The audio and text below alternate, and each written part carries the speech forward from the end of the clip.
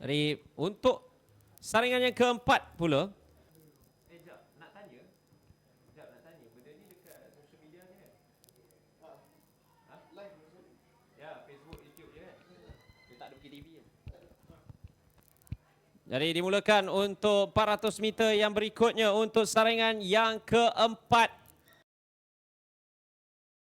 Ya, perhatikan pada Shaina Marian Pereira. Dia sudah pun memotong pada selekoh yang terakhir.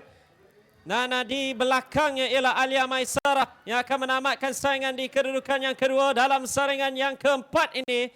Dengan Shaina Marian Pereira juga menjadi pelari berikutnya di bawah 60 saat.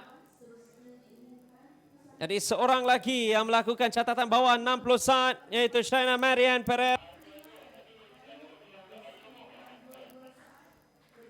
Baik, jadi Shaina Marian dan juga Alia, kedua-dua mereka di bawah 60 saat dengan Shaina Marian Pereira dengan 50